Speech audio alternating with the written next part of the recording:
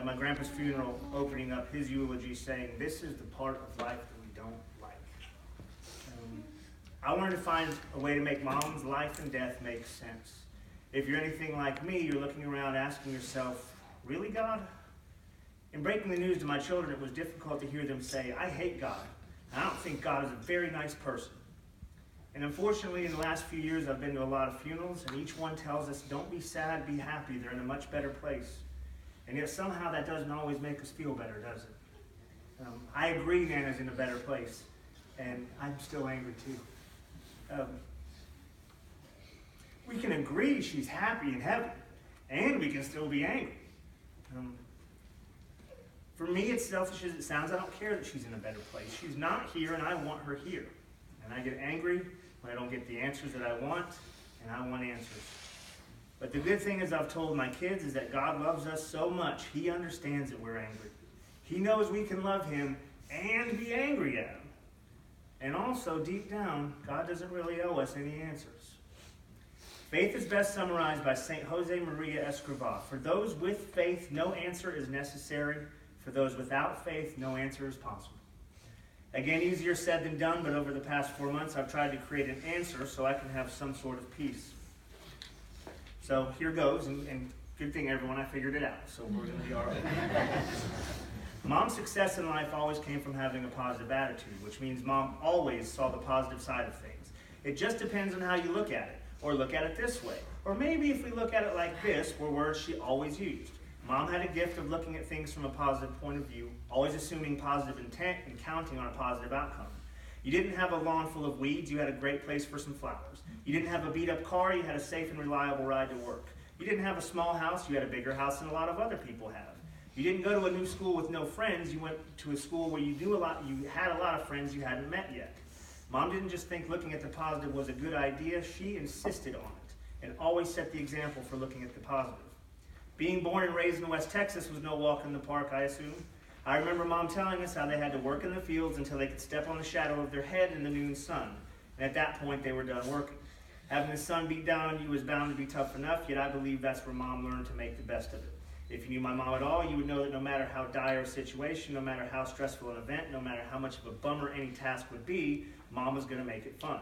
If you're going to be miserable, you may as well have fun while you're doing it.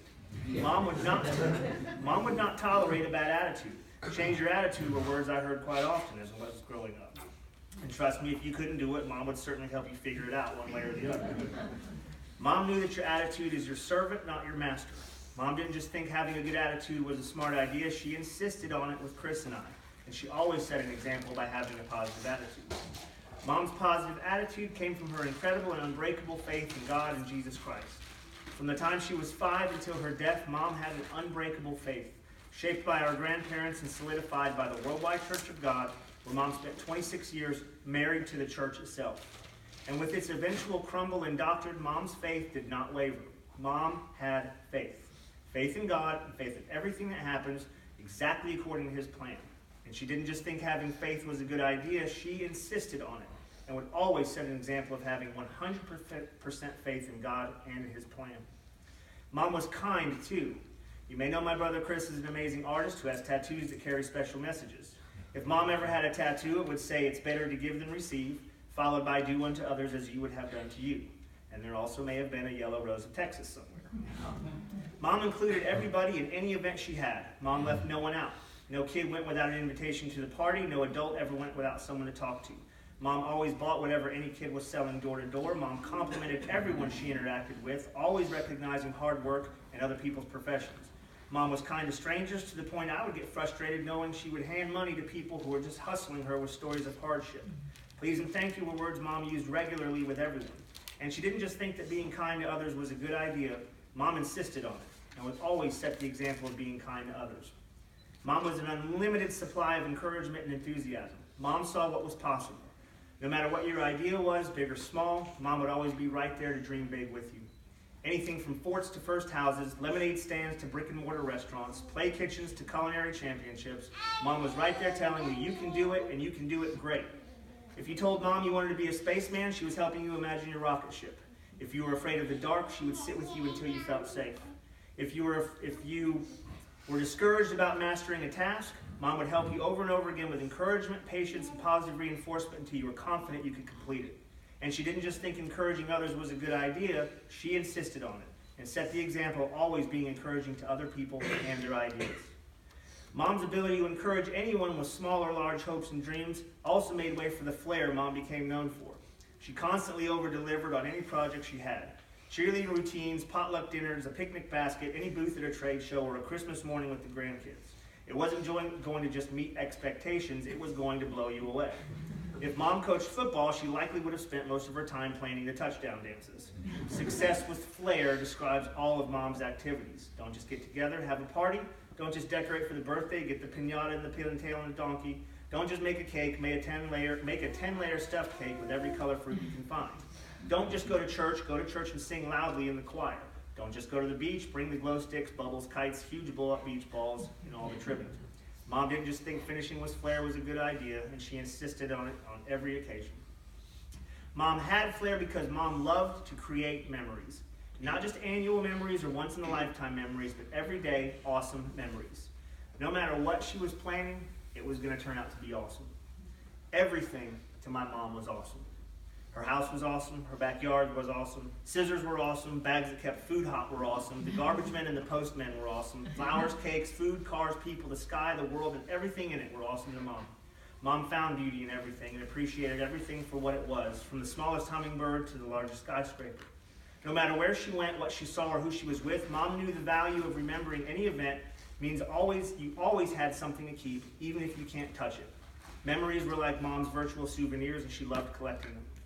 Mom also went all in, 100% full speed ahead, no matter what she was getting into. A picnic basket meant spread, sandwiches, dessert, fruit, blankets, radios, games, binoculars, and butterfly catching nets. Making crafts with the kids meant popsicle sticks, pipe cleaners, glitter glue, glitter pens, glitter paper, and glitter for foam eyes. Baking cookies meant 5 different flavors, 60 different cookie cutters, and rainbow frosting. Nothing was done halfway. Even after being diagnosed in September, Mom had the hats, the wigs, the pajamas, the slippers, the water bottles, and every different daily medicine holder all color-coded within the first week of treatment. Go big or go home, I think. Mom was also an amazing problem solver and lived by the phrase, there are no problems, there are only solutions. I never saw my mom panic, ever. Mom always kept her cool. Last year, one of my kids announced at 8:30 they had a project due the next day, a Roman calendar with all the seasons and a full year of color. A phone call to my mom and a 5-minute car drive. She could turn a black piece of construction paper, 3 straws, and a banana peel into a full-scale dial for the sun. Mom only saw solutions and had no patience for those who only saw problems. She set the example of lead, follow, or get out of the way. Mom was grateful in any and every environment. If she were visiting someone in a mansion, she celebrated their success. If she visited someone in a shack, she celebrated the size of her own home. It's not fair were 3 words you'd never hear my mother say. Mom considered everything she had a blessing and believed wholeheartedly that God would want her to share her blessings with others. Money, the love of money, the need for money, or the want for more money, or the belief that money would make you happy were all foreign ideas to my mom. Mom grew up with 0, which meant anything more than 0 was a blessing. Further, since my mom had learned to be happy with 0, she had no patience for anyone who complained about not having enough. My mom always believed she had so much more than so many others, and never not as much as everyone else. Mom knew and lived wanting what she had, not having what she wanted, and appreciated everything the world had to offer and everything she had in life. And she didn't just think being appreciative and thankful and living in the moment was a good idea. She insisted on that and always set the example for it. Mom also knew how to mind her own business. Mom didn't pry, gossip, or get involved. Mom kept her head down and her hopes high and focused on the task at hand. She didn't worry what other people were doing, what other people had, or what other people's opinion of her was. Mom didn't care what other people thought of her, said about her, or thought she should be doing differently. Don't get me wrong, if you asked for Mom's help or opinion, you would get it. But Mom always knew what was going on. Just because she kept quiet didn't mean she didn't know exactly what was happening. She said several times in our lives, never miss an opportunity to keep your mouth shut. Mom stayed out of other people's business, and again, it wasn't just she thought it was a good idea. She set an example and kept out of what didn't concern her. Mom's special gift, one that most people would never know, is that Mom would carry the burden for you so you didn't have to. Mom did all the worrying so everyone else could have a good time. At our wedding, my mom made flowers, organized food and hotels, family arrivals, dresses, rehearsals, gifts, invitation, in-laws, and some outlaws for our wedding weekend. My mom, Jen, and my wedding was right out of a fairy tale. I remember my mom and dad giving toasts at the rehearsal dinner, and my mom and dad dancing with each other at the first dance, to the song Through the Years, and it was a beautiful moment. Many of you know Mom got divorced from Dad nearly 18 years ago, and it was a shock to Chris and I and our friends. What was even more of a shock was that Dad told my mom 3 days before our wedding that he had wanted a divorce. My mom said, if that's what you want, that's fine, but you will not ruin this wedding, and you will still act like my husband until the end of the weekend, and we will have a good time. Mom always said our wedding is one of the best memories that she has, and no one knew the burden that my mom carried that day, except for her, so that she and indeed all of us could have one of the best days of our lives. Mom knew the power of protecting the minds and hearts of the people she loved, and there are some things that are better left not known, and no doubt Mom has taken some of those things with her today. So then how does God justify taking away such a beautiful human being away from us? Not that God owes us any answers. I know some of us are sad that we lost Mom. I know some of us are relieved she's not in any pain, and I know some of us are angry. I know that we're all confused and asking ourselves, what just happened? 4 months ago, Mom was walking and talking and living and loving and alive, and today she's gone. How can that be explained? How is that fair? How is that right? So here's what I'm choosing to believe. This is what makes sense to me. This is how I'm going to look at it with a positive attitude. I'm going to try to see the positive with 100% faith that this is God's plan. Encouraging others, carry some of the burden, create a positive memory, and mind my own business. Some of you know, others may not, that 35 years ago in 1983, Mom was diagnosed with ovarian cancer. The expectation was at best, with surgery and chemo, 5 more years to live. I was 9 and Chris was 7. The surgery required for my mom to hopefully add a maximum of an additional 5 years of life involved removing her ovaries and of course her ability to have any more children. And while Chris and I were confident that we were every mother's dream and could never want more, Mom always wanted a little girl. I remember until I was about the age of 20, anytime someone from church would have a new baby girl, Mom would hold the baby girl at church and then cry on the car ride home. I can remember this happening several times in Kentucky and New York. Mom always wanted a daughter. And 35 years ago, she found out that not only could she not have one, she'd likely only have 5 more years to watch her own boys grow up. So I think Mom made a deal with God. I believe she said, God, I know I can die from this, and my life is in your hands. And if you will answer my prayer now, I will never ask for anything again. You can take my house, my family, my friends, my husband, my ability to stay at home with my kids, shake my faith, move me away from my family. Anything you ask of me, I will do. But please let me live to see my boys grow up. Let me see them get married, and let me have grandkids. Let me just hold one granddaughter. Let me know the experience of just one baby girl. And if you will answer this prayer, I will never ask you for anything again. And I think God said, okay. I think he said, live each day with love, and someday I'll come back for you. And when I come back, I don't want any complaining. And so Mom set out on what I believe she understood to be a limited time on this earth. Mom didn't plan or hope for the future. Mom lived every single day as it came to her, looking at each day like a gift, wasting no time arguing, fighting, wanting, or tolerating anything except positive faith. Mom's faith has always been strong. She didn't complain to God when Dad left her. She didn't complain when she had to get a full-time job and live alone. She didn't complain that God never sent another man into her life to spend her life with. She didn't complain or curse God when she went to the hospital, didn't get her way, or went without things that other people had. I believe Mom knew she made a deal with God. And since he was holding up his end of the bargain, she was going to hold up hers. So God answered Mom's first prayer request. She watched Chris and I grow up through grade school, middle school, and high school. She saw us win and lose basketball games, fall down and get scrapes and bruises. School plays, church choir, family vacations, and hockey games happened to us as the normal course of life goes. She saw us learn to drive and make lifelong friends. She watched us start each and every first day of school. She watched us go to our first day of our first jobs, buy our first cars, wreck our first cars, and go to our proms. She was there when we made new friends, and she was there when we said goodbye to friends. She saw us graduate college, start and grow and change careers, and participated in each part of our life. But God's promise to Mom continued.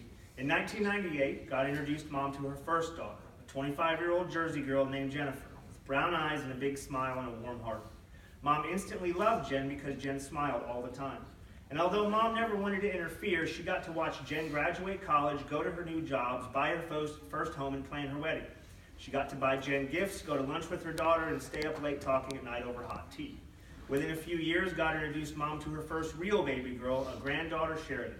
I remember calling Mom to tell her we're having a baby and it's a girl. I remember Mom holding Sheridan for the first time as if all of her prayers had been answered. Mom got to change diapers, do the airplane feeding, put her in her crib, watch her in her bouncy chair, and cheer for going potty in a potty chair. Every time Mom saw that baby girl, I saw a light shine in Mom 54 years in the making. But God wasn't done yet, and in the spirit of Mom's flair, God over-delivered. Next came two more baby girls, Megan and Lily. The Fiesel genes were strong in these two, as a flush of red hair and steel blue eyes let Mom see her parents' legacy live on. Mom now had three beautiful baby girls to spoil rotten with dresses, hair bows, dolls, shoes, and bracelets. Next, a grandson, Nicholas, Nana's rebirth of me and my brother. Nicholas exudes the sensitive deal boys' hearts and has those big brown eyes, and Nana was in love with him right away. Nana couldn't get enough of baby Nicholas and his scooting around the floor. More days of school, first steps, baby teeth, and can you say Nana? But hang on, God's not done. God knew Nana would need another fireball granddaughter, Vivian, with a sparkle in her eye and a hint of trouble, and her sidekick grandson, Ryan.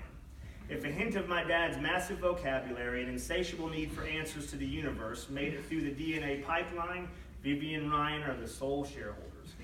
Finally, God gave Mom another charming and lovely daughter, Kate, who married my brother Chris and completed Mom's family with the grand finale, 3 more grandkids, Brendan, Kaylee, and Christopher. God also sent my mom 10 guardian angels. Jen's parents, Bob and Marion Wagner. Kate's parents, Jim and Linda. Jen's sisters and brothers, Kimmy, Nicole, Josh, and their spouses, Alex, Stephen, and Rachel. God even threw in 7 additional surrogate nieces and nephews, Jacob, Rosie, Ryan, Noah, Charlotte, and 1 miracle baby, Xander. At family events, sometimes Mom was Karen. Sometimes she was Great Aunt Karen. Sometimes she was Nana. Sometimes she was Who Are You? But in the end, they always treated Mom like family. And although Mom may have never known how much they watched out for her, they were always there from afar, watching Mom and waiting for when she needed support. And Mom loved them all like she did her own family. God also gave Mom a work family that would love and support her over the last 12 years of her life. And it's important to know that Mom worked hard for the last 22 years, but in her final employer, I believe truly was a prayer answered from God, sent by God. In order for him to deliver on his end of the deal, he introduced Mom to Handy Quilter, an employer beyond what anyone could dream of having as a place to work. They gave Mom time, opportunity, and options to see her sons, her family, and live out God's will and plan for her life, and during her death. I know my mom loved them all very much and worried about them all the time, especially when she had to surrender her job. Upon hearing that she had brain cancer, the first word out of her mouth was, "I don't know what Brenda is going to do. We have so much going on." Words cannot express enough how much of a godsend Handy Quilter was to us, and they're truly part of Mom's family.